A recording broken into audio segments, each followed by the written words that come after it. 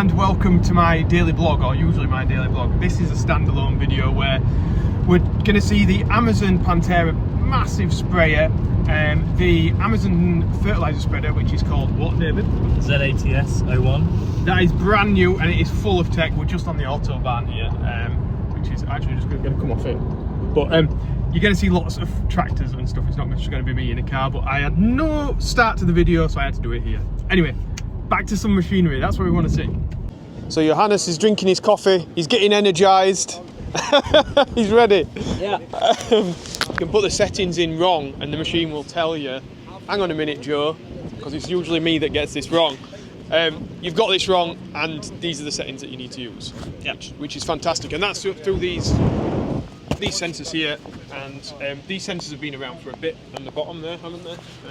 But this part here is new, is that correct? Yeah, that's correct. So with these sensors, as I mentioned, we are measuring the throwing direction. Yep. So in which direction, left, right. And with these sensors now, for the really first time, we are able to have a look to the back. So we measure the throwing distance. And that is the two parameters we need. Yep. And that is what we see here. With these two parameters now we can measure the real spread pattern in the field, and with that we set up the machine complete autonomous. Fantastic. Yes, we can't get it wrong, which is No. good. I like it. And then one of the things that I find quite fascinating is that going into the corners, you've got now a solution so that you don't throw it over the border. Yep. And you don't have the little miss, which is like that bit that you get going around the corner. So they must be quite reactive then, the motors, to slow down that quickly in the corners. Yeah, that's a gear ratio sensor which measures live the ratio speed and the angle, and then we are work within seconds. So it's everything, it's live.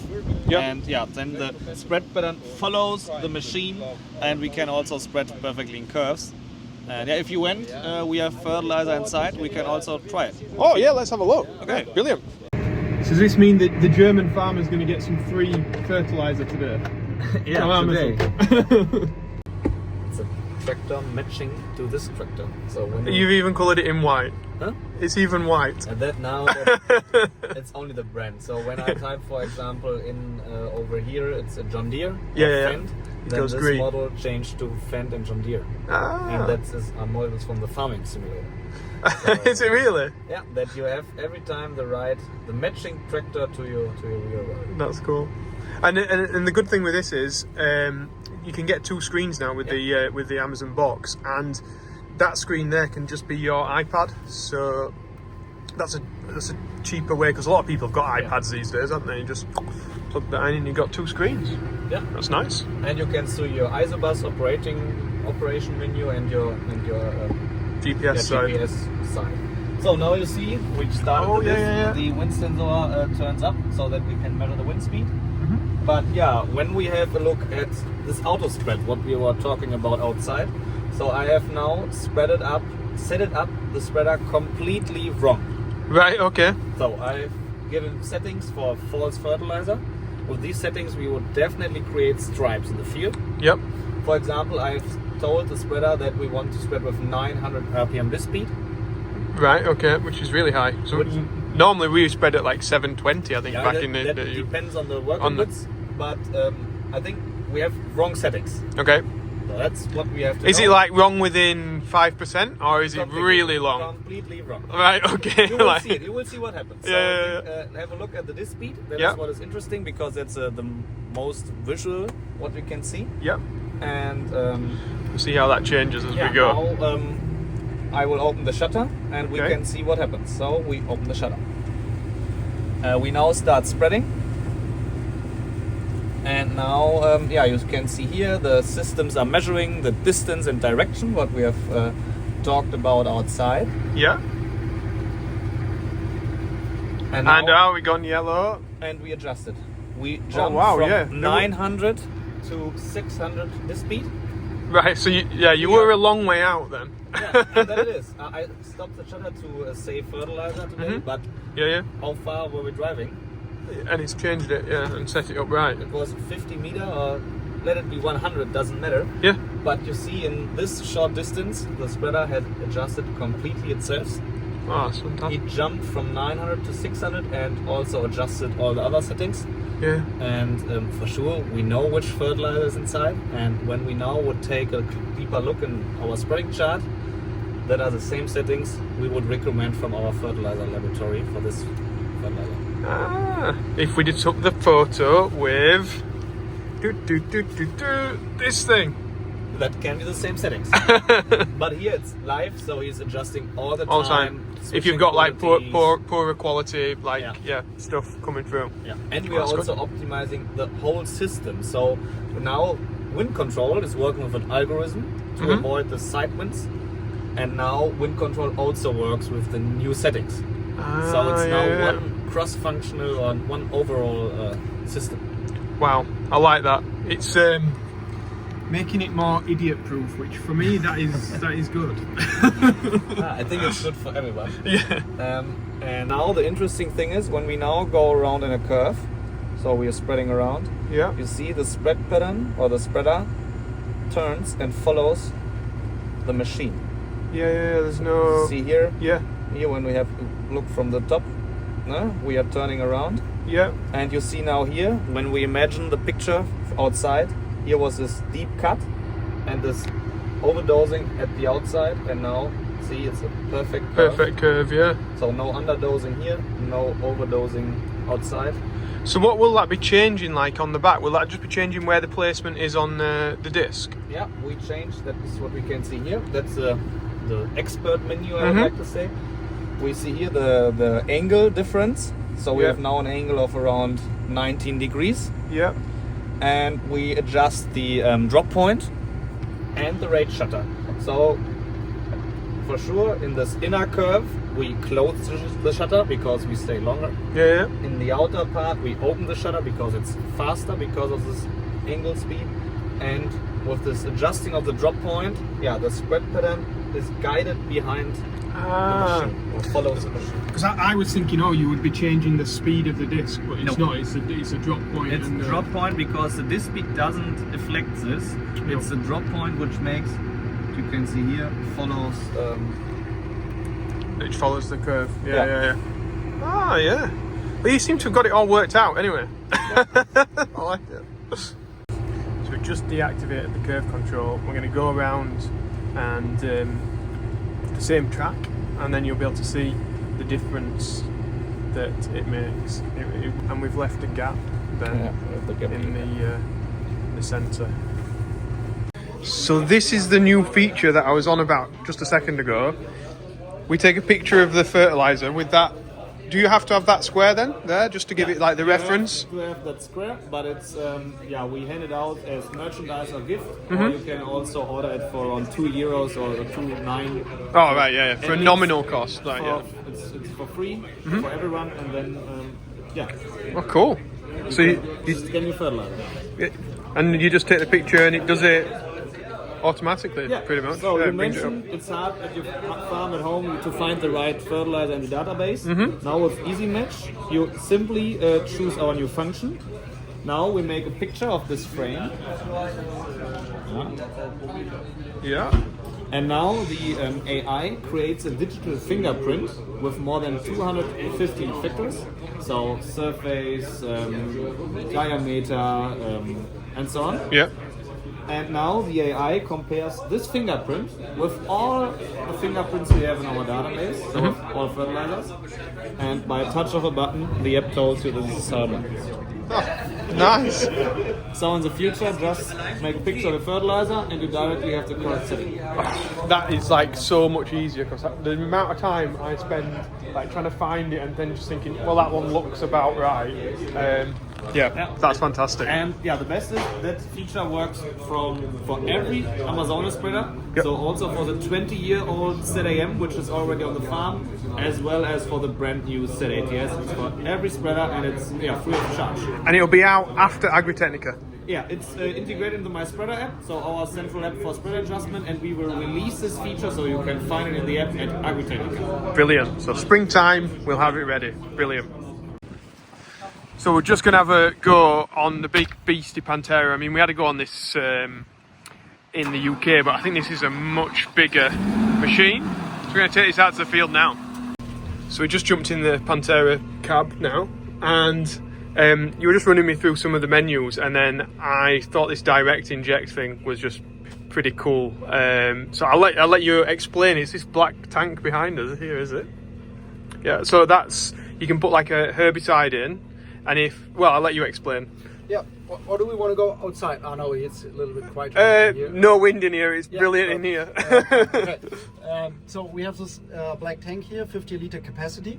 Underneath in the green box, there is all the technology like the pump and everything. Okay. And the use case of this system is, for example, you want to apply something broadcast on the whole field, like a fungicide, but you still have, as an example, some weakness, thistles or something, or you have some grasses that growing from the headland, from the edge of the field into the field. And yeah, so it's just like patches around the field where like it's not all over the field, but like some little bits, and you just want to clear it up because sometimes the herbicides are expensive, and yeah. Exactly, and so usually the farmer would have had two choices: either he apply a herbicide as well in the same mixture, but then on the whole field, of course, or he has to go a second time to the field and only have the herbicide. Yep. But the problem then is you never really know how big is this patch where the herbs are, or the weeds. Yep. And with this direct inject, we have the possibility to put a pure crop protection product, like in this case herbicides, into the tank. And when we spray our fungicide in the whole field, and as we pass this weed patch, or sizzle nest, whatever, we can push a button. I can show you later in the main operation menu. You see here is your direct inject tank. You can activate it, and then this pump will add this herbicide into the flow of the main liquid. And so I can only spray where I need it without going a second time in the field. That's cool. And as it's not mixed with water, the great thing is everything I did not need, I can just put it back into the canister, because I haven't mixed it with water before. So you can just empty that out into your spray canister. Correct, this is one example. Another example is like we have a lot of rapeseed farmers who use it, for example, when some bugs that only start flying into the field on the headland.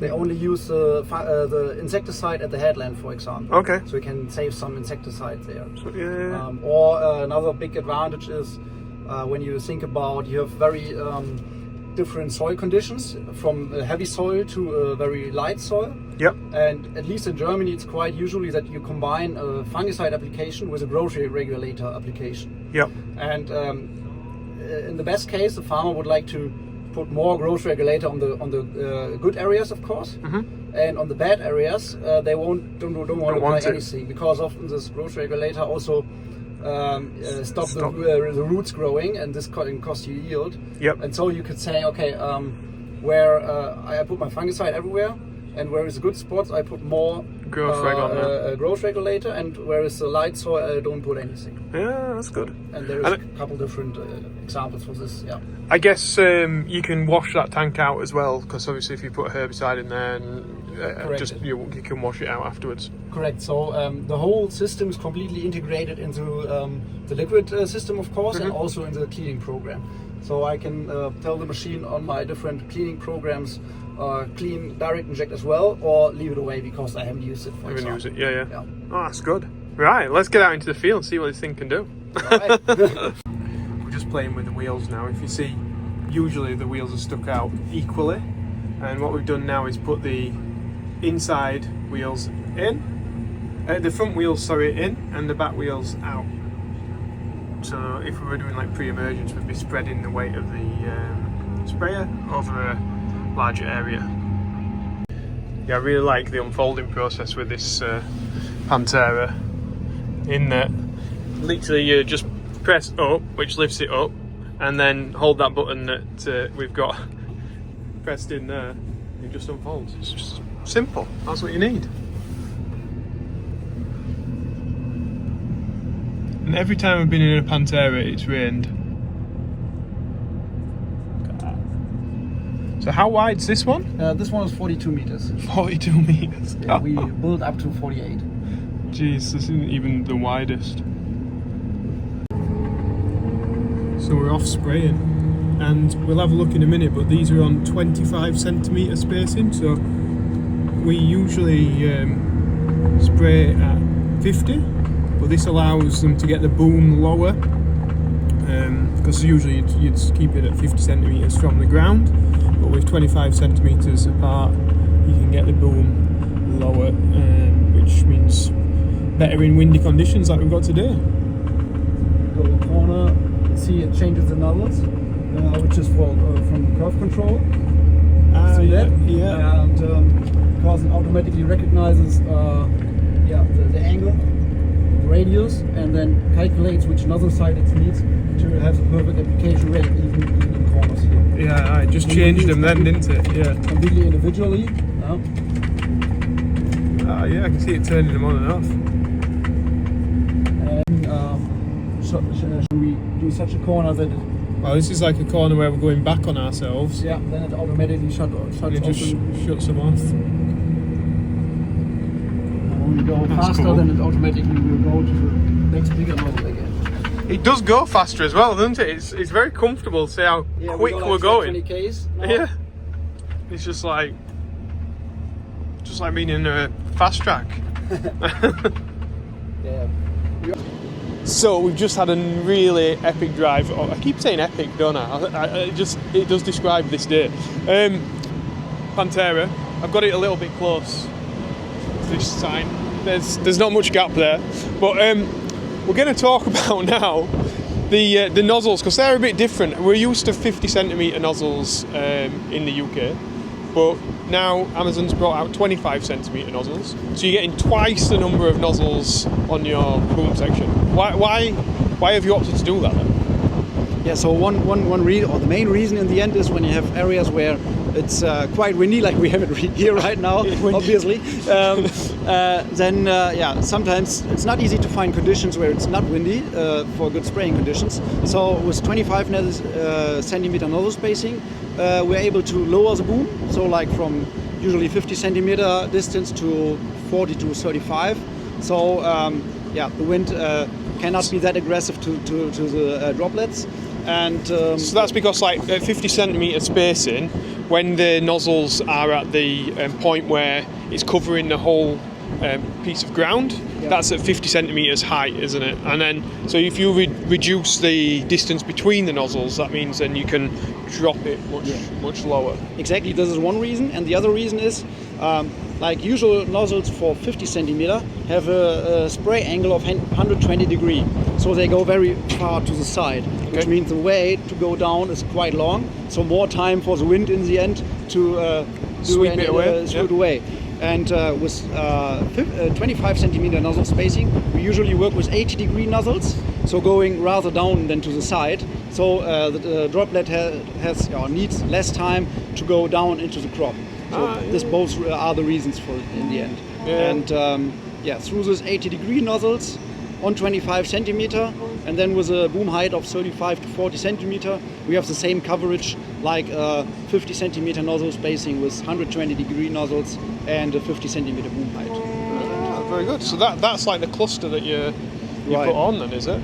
Correct. And this is so basically about the technology. When you don't think about this is our AMA Select nozzle body, which we already have like 10 years in the market.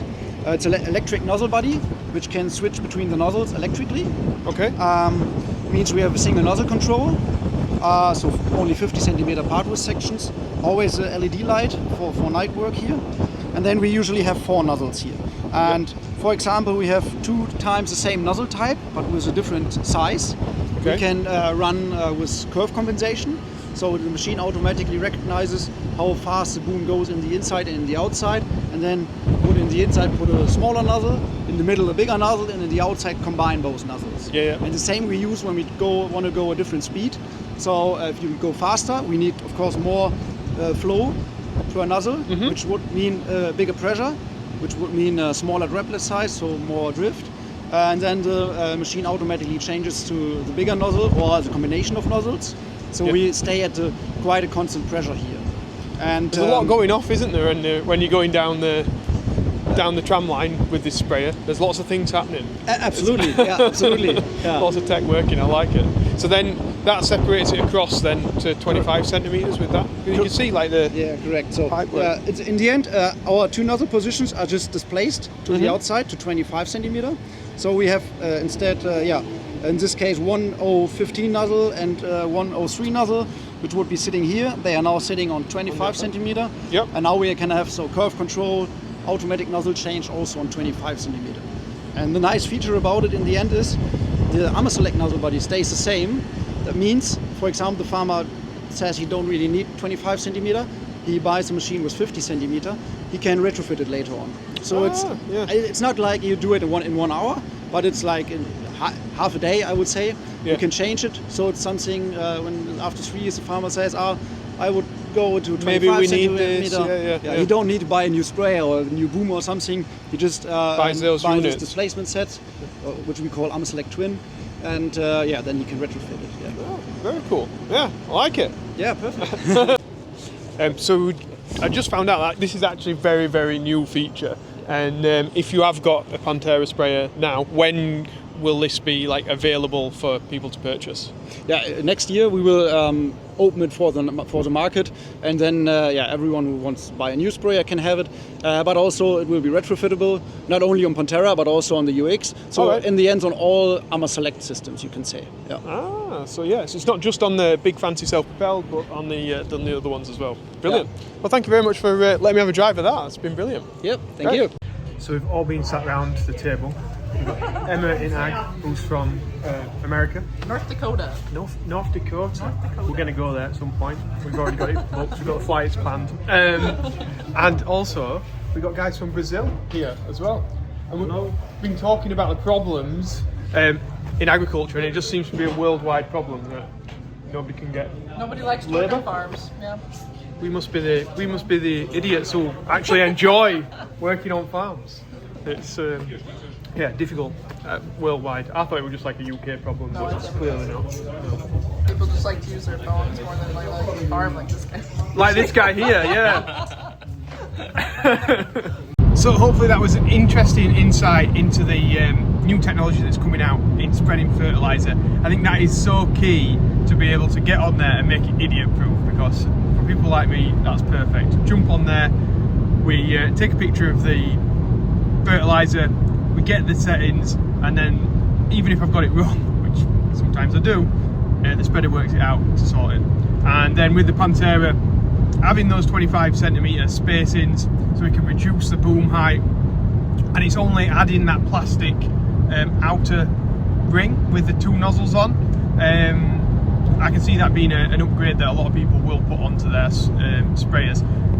A lot cheaper than buying a new sprayer, but improves the output of the machine. So really interesting. We're now going to be heading for some tapas, I think.